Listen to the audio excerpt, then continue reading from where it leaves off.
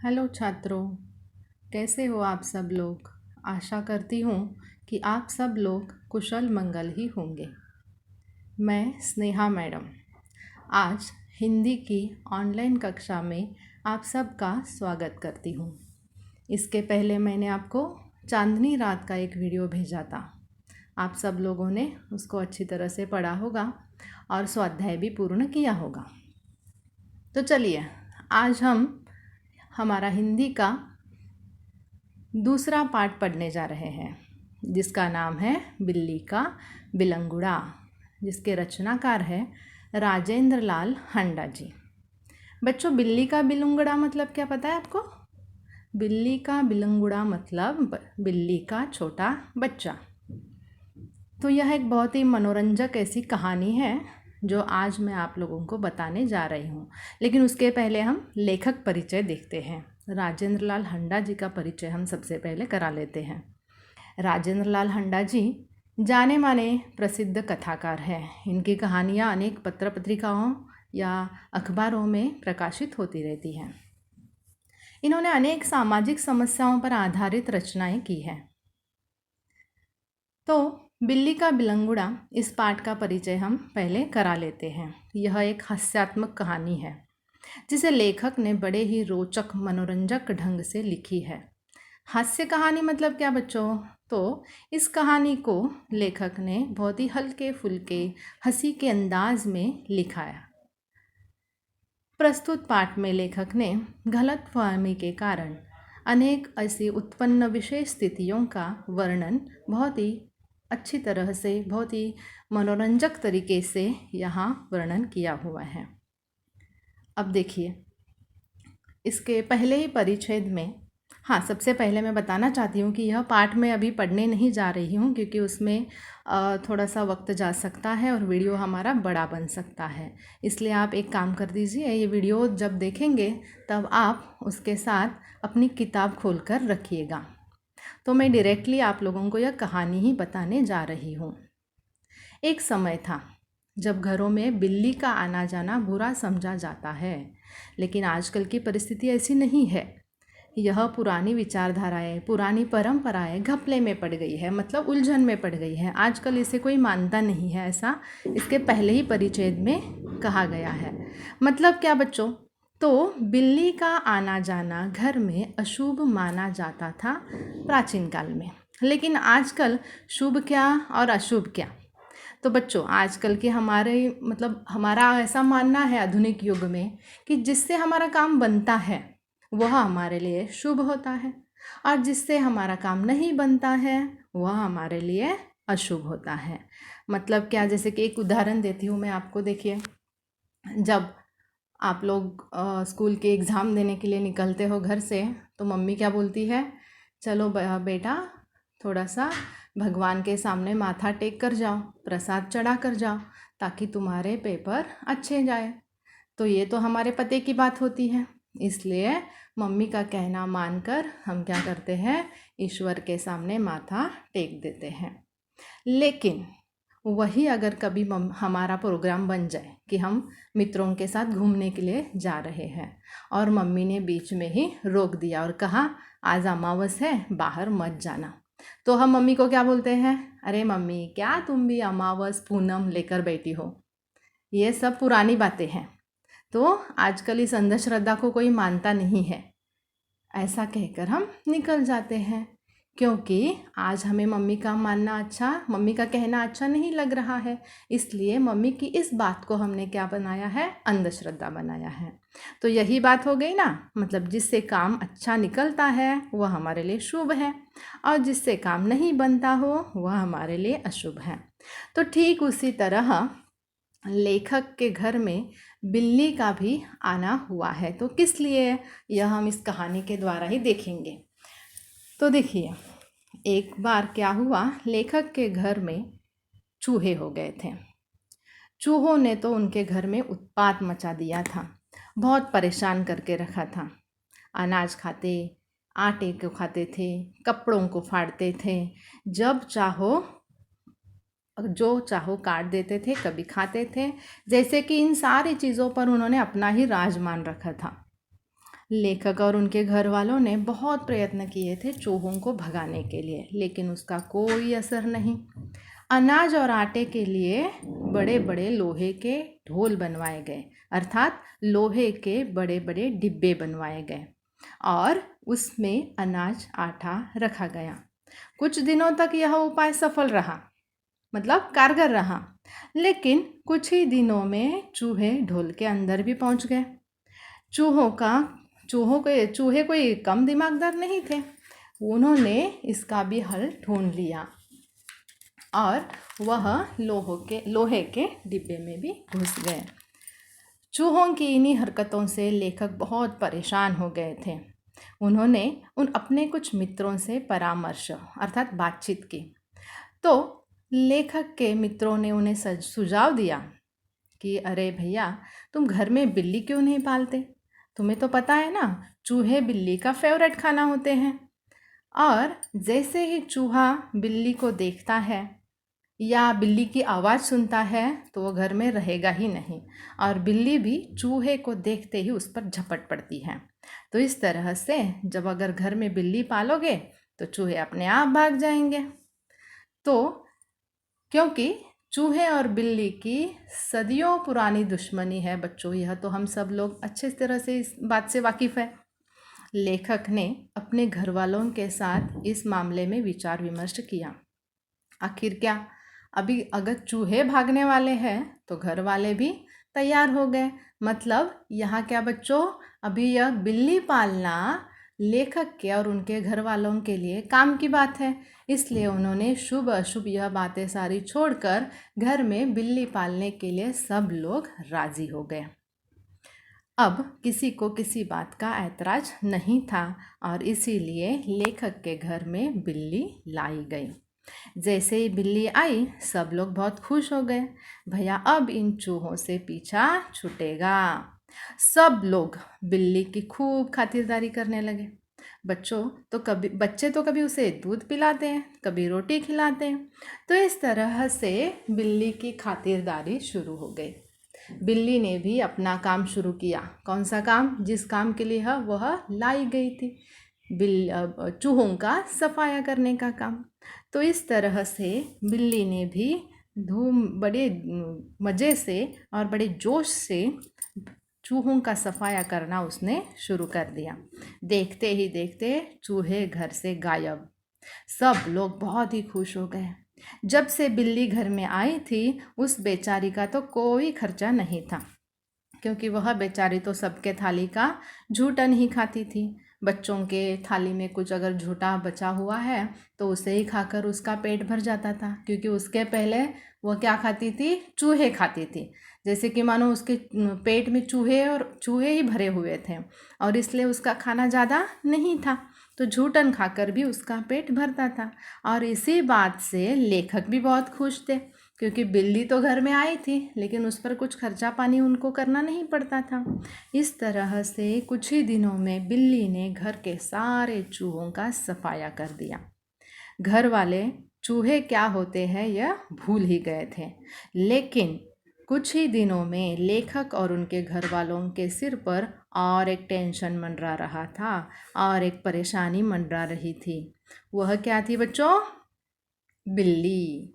लेखक बिल्ली से परेशान हो गए थे और चूहे उनके लिए अब बेचारे बन गए थे, क्योंकि बच्चों आपको तो पता है चूहे सिर्फ क्या खाते थे?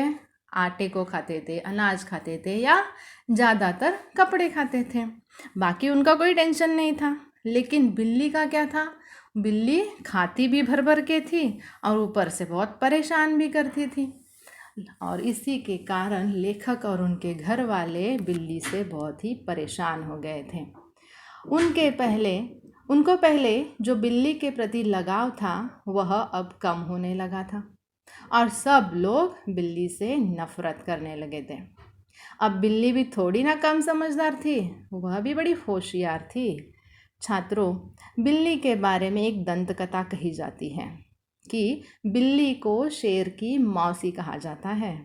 ऐसा कहते हैं कि बिल्ली ने शेर को सब कुछ सिखाया था, लेकिन पेड़ पर चढ़ना नहीं सिखाया। शेर कभी पेड़ पर नहीं चढ़ सकता। ऐसा उसने क्यों किया होगा पता है आपको? अगर शेर बिल्ली पर ही झपटा तो वह पेड़ पर चढ़कर अपने आप को बचा सके। इसीलिए तो बच्चों, इतनी चालाक बिल्ली जो शेर के काबू में नहीं आई, वह लेखक से थोड़ी ना मात खाएगी, हार नहीं जाएगी। वह मात खाना मतलब हार मानना। तो इस तरह से पहले तो वह घर वालों के आगे पीछे फिरती थी, लेकिन अब तो उसने भी अपना रवैया अर्थात चाल चलन बदल दिया था। वह आगे पीछे फिरने की बजाय रसोई घर में कहीं पर छुपकर बैठ जाती थी, और जैसे ही देखती कि रसोई घर में कोई नहीं है तो झट से जाकर रसोई घर की किसी चीज़ पर मुंह मारती थी और उस चीज़ को, उस पदार्थ को झुठलाती थी। और इसी चोरी के कारण, बिल्ली के इस चोरी करने के कारण सब लोग बहुत ही परेशान हो गए थे, क्योंकि बिल्ली का झूठा तो कोई खाएगा नहीं, उसे तो फेंकना ही पड़ेगा। मतलब बिल्ली खाती भी थी और उसके कारण बहुत सारी चीज़ें फेंकनी भी पड़ती थी। तो इस तरह से घर के लोग हो गए थे परेशान। तो सबको एक ही चिंता सता रही थी कि भैया इस बिल्ली से कैसे पीछा छुड़ाया जाए। इस मामले में एक एक आशा की किरण लेखक को दिखाई दी, और वह था नौकर अमरू। मतलब लेखक के घर में एक नौकर था, उसका नाम था अमरू। वह बहुत ही होशियार था और उसने एक तरकीब निकाली। उसने सोचा कि क्यों न इस बिल्ली को पकड़कर उसे कहीं दूर छोड़ कर आऊँ, ताकि बिल्ली घर में वापस फिर न आए। और इसीलिए उसी रात को उसने एक बोरी रखी। बोरी अर्थात एक बड़ी सी थैली, या जिसे हम गोनी कहते हैं। उस बोरी में उसने 2 रोटियां डाल रखी और एक कोने में जाकर वह छिपकर खड़ा रहा और बिल्ली की राह देखने लगा। बिल्ली आई, उसने देखा कि बोरी में रोटियां हैं। रोटियों की भनक लगते ही वह उन पर झपटी। तभी नौकर अमरू ने भी तुरंत से बोरी का एक सिरा पकड़ा और उसे बंद कर दिया। इस तरह से रोटियों के लालच में आकर बिल्ली बेचारी फंस गई। लेखक ने अमरू को कहा, अब तो रात के 10 बजे हुए हैं, बहुत देर हुई है, तो इसे छोड़ने के लिए कल सुबह ही जाना, अभी इतने रात में मत जाओ। तो अमरू ने कहा ठीक है। तो हमेशा की तरह दूसरे दिन अमरू आया। उसने चाय नाश्ता सबका किया। तब तक 8 बज गए और उसने सोचा कि अब इसे मैं छोड़ने के लिए जाऊंगा। तो देखो बच्चों, अब बिल्ली लेखक के किसी उपयोग की नहीं रही थी, इसलिए उन्होंने इतनी बेरहमी से घर से उसे निकालने की तरकीब निकाली थी। लेकिन जब उसकी ज़रूरत थी तो सब लोग उसका बड़ा लाड़ प्यार कर रहे थे। तो हमें ऐसा नहीं करना चाहिए बच्चों। प्राणियों के साथ अच्छा व्यवहार करना चाहिए। वे भी हमारे घर का एक सदस्य होते हैं ना, इसलिए उनके खाने पीने का ख्याल हमें रखना चाहिए। हमारी ये जिम्मेदारी है कि उन्हें वक्त पर खाना दें, उन्हें खुश रखें। अगर इसी तरह से बिल्ली को अगर पेट भर खाना दिया जाता तो शायद वह ऐसी उटपटांग हरकतें नहीं करती और उसे छोड़ने की बात ही नहीं उठती। लेकिन शायद उसे उसका पेट नहीं भर रहा था और इसीलिए वह चोरी करके खाना खा रही थी, और इसी बात से तंग आकर अमरू उसे छोड़ने के लिए जाने वाला था। दूसरे दिन, मतलब उस दिन जैसे कि तय हुआ था, अमरू ने बोरी उठाई और लेखक ने अमरू को बोला कि अरे इसे ना भोली भटियारिन की तरफ उसे छोड़कर आ जाओ, ताकि वह फिर से कभी हमारे घर तक वापस आ ही न सके। भोली भटियारिन मतलब बच्चों, शायद उनके इलाके में कोई ऐसी जगह है जिसका नाम है भोली भटियारिन। अब देखिए, अमरू निकला बिल्ली को लेकर। अभी ये दिल्ली की बात कही गई है बच्चों यहाँ पर, और दिल्ली में एक इलाका है जिसका नाम है करोल बाग, जो बहुत ही, मतलब वहाँ बहुत सारे लोग, भीड़ लगी रहती हमेशा। जहाँ पर इस करोल बाग पर सैकड़ों लोग ऐसे घूमते हैं जैसे कोई बिना काम के, जैसे कि उनको क्या करना है, क्यों हम यहाँ पर आए हैं, ये तो पता ही नहीं होता है। जैसे कि बिना मतलब ही इधर उधर घूमने वाले जो लोग होते हैं वो करोल बाग में बहुत पाए जाते हैं। और ऐसी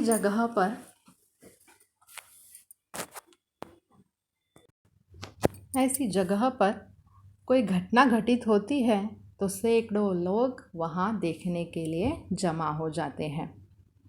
तो अमरू भी उस बोरी को लेकर वहाँ पहुँचा है।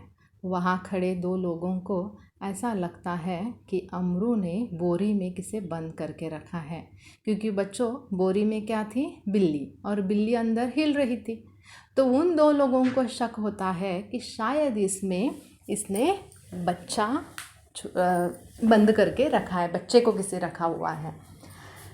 तो बच्चों, उन दिनों एक बात हो रही थी दिल्ली में कि बहुत सारे बच्चे अगवा किए जा रहे थे अनेक स्थानों से। तो उन लोगों को शक क्या होता है बच्चों, कि यह अमरू किसी बच्चे को ही अगवा करके लेके जा रहा है। तो वह देखने के लिए दो लोग पीछे पीछे से उसके चलने लगते हैं। करोल बाग में जैसे ही वह जाते हैं, वहाँ और सारे लोग वहाँ इकट्ठे हो जाते हैं। तभी अब यह सब जब चल रहा था, तब लेखक अपने घर में आराम से नहा रहे थे, क्योंकि 9:30 बजे उन्हें दफ्तर जाना था। और इसीलिए जैसे ही अमरू घर से निकला, वह नहाने के लिए चले गए। लेकिन कुछ ही देर में एक आदमी उनके घर के, लेखक के घर के सामने आकर चिल्लाने लगा, अरे आपके नौकर को पकड़ा है, लोगों ने उससे मारपीट करना शुरू की है। अगर उसे बचाना चाहते हो तो कुएं की तरफ, छप्पर वाले कुएं की तरफ जाइए। तो ये भी एक किसी जगह का नाम है जहां अमरू को लोगों ने पकड़ कर रखा था। लेखक परेशान हो जाते हैं, अरे अमरू ने ऐसा क्या किया, उसे क्यों लोगों ने पकड़ा हुआ है। तभी लेखक जल्दी जल्दी में निकलने के लिए घर के बाहर आते हैं। उन्हें लगता है कि शायद किसी साइकिल से वो टकराया होगा और साइकिल वाले का नुकसान हुआ होगा, और इसीलिए साइकिल वाले ने उसे पकड़ा होगा। यह सोचते सोचते लेखक निकले ही है, तभी सामने से अमरू हंसता हुआ आता दिखाई देता है। वे पूछते हैं, अरे अमरू, ये क्या गड़बड़ी है, क्या गड़बड़ी मचा रखी है तुमने सुबह सुबह, ऐसा क्या किया तुमने जो लोगों ने तुम्हें मारपीट करने के लिए पकड़ कर रखा। वो हंसी रहा है। उसके पीछे से दो लोग आ रहे थे, उन्होंने सारी राम कहानी लेखक को बताई। तो उसमें क्या बताया था बच्चों, कि करोल बाग में जब अमरू को पकड़ कर रखा था तो सब लोगों को क्या लग रहा था कि इसने किसी बच्चे को अगवा किया है, क्योंकि उन दिनों बच्चों को उठाने की टोली, मतलब गिरोह, दिल्ली में पहुंच गई थी। और सब जगह मतलब सारी यही खबरें आ रही थी कि जैसे कि यमुना घाट पर हो, या किसी पार्क में हो, या देवनगर में हो, आदि जगहों पर से बच्चों को अगवा किया जा रहा है। संसद में और नगर पालिका में भी इसी बात की चर्चा चल रही थी, और इसीलिए लोगों को शक हुआ था कि शायद अमरू भी उन्हीं किसी गिरोह का आदमी है। गिरोह मतलब बच्चों समूह, मतलब बच्चे पकड़ने के लिए जो टोलियां आई हुई थी, शायद उन्हीं का अमरू भी एक व्यक्ति है, ऐसा उन्हें लग रहा था। और उसे पकड़ कर रखा तो वहाँ के लोग, जो दर्शक थे, वो बहुत ही उत्साहित थे। उसमें से ही एक दर्शक भागता हुआ पुलिस थाने गया और थानेदार जी को भी बुलाकर लेके आया। अब दरोगा जी आ गए थे, थानेदार और उनके साथ एक सिपाही भी था। सब लोग वहाँ आए हुए थे। दरोगा जी ने उसे पकड़कर पुलिस थाना वो ले जाना चाहते थे, लेकिन लोग बहुत ही उत्साही थे। उन्होंने कहा, अरे हम इसे ऐसे ही आपके साथ जाने नहीं देंगे, पहले हम इसकी अच्छे से धुलाई करेंगे। मतलब क्या बच्चों, मार पिटाई करेंगे, क्योंकि इसने हमारे गली में हमारे सामने बच्चे को अगवा किया है, तो यह बात हमें हजम नहीं होगी। आप थाने में जाकर क्या करना है वो बाद में करो, लेकिन सबसे पहले हम इसके क्या करेंगे, धुलाई अच्छे से करेंगे। लेकिन यह इसे अब हम नहीं छोड़ेंगे। अब इस प्रस्ताव का लोगों ने बहुत ही स्वागत किया, मतलब वहाँ खड़े जितने भी लोग थे सब लोगों को यह प्रस्ताव बहुत ही मंजूर था कि उससे पहले हम पीटेंगे, बाद में थाने लेकर जाना। लेकिन अमरू का नसीब अच्छा था कि थानेदार वहाँ था। अगर थानेदार वहाँ नहीं होता तो अमरू उस दिन पीटा जाता, अच्छे से उसकी पिटाई हो जाती थी। तो देखिए, अमरू बेचारा अल्पभाषी था, ऊपर से उसका स्वभाव मस्खरा था। अल्पभाषी मतलब बच्चों क्या, कम बोलने वाला था, और मस्करा मतलब वो मन ही मन पहले ही हंस रहा था, क्योंकि उसे लग रहा था कि अरे मैंने तो किसी बच्चे को अगुवाई नहीं किया है, बिल्ली का बच्चा लेकर जा रहा हूँ, तरी ये लोग फिर भी इन लोगों की क्या गलतफहमी हो रही है। तो इस तरह से वह मन ही मंदर हंस रहा था। लेकिन जैसे ही थानेदार ने थोड़ी सी धमकी उसे दी कि जल्द से जल्द बताओ कि यह क्या है, बोरी में क्या है, तो किसका आदमी है, तुम्हारे बाकी साथीदार कहाँ है, जल्द से जल्द बताओ, नहीं तो यह इस डंडे से तुम्हें पीटूंगा। आज मैं आप सबकी खबर लेकर ही रहूँगा, आप सब लोगों को, बदमाशों को मैं आज पकड़ कर ही रहूँगा। ऐसी बातें सुनकर अमरू भी थोड़ा सा घबरा गया और उसने कहा, अरे भैया मेरी बात सुनिए, है सरकार, आप जितना चाहे मुझे पीट लीजिए, लेकिन एक बार पहले मुझे मेरी बात तो कहने का मौका दीजिए।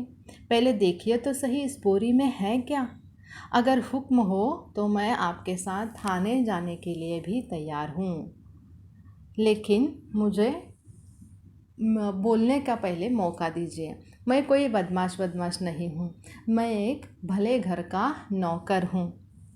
लेकिन इस बात को कौन मानेगा। एक उत्साही नागरिक ने कहा कि अरे दरोगा जी, 2-4 बेत इसको लगा दीजिए, तो ही यह असली सच क्या है वह उगा लेगा। तभी अमरू की थाने जाने की बात से दरोगा जी राजी हो गए, लेकिन लोग भड़क गए। उन्होंने कहा कि हमारे सामने ही इसका दूध का दूध और पानी का पानी होना चाहिए, क्योंकि हमने इसे पकड़ा है।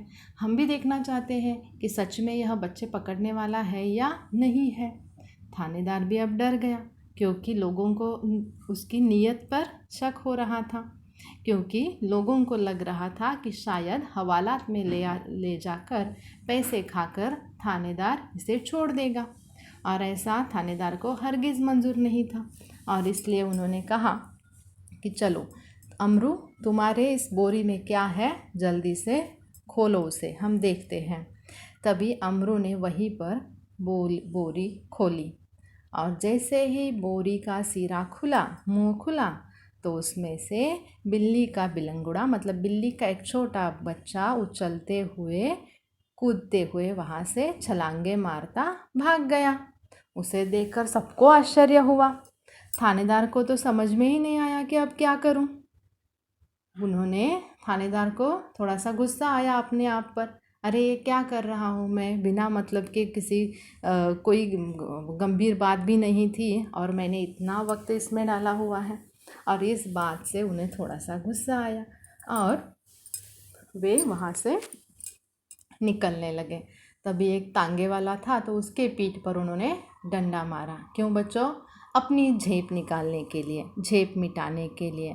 अपनी झेप मिटाना मतलब क्या बच्चों?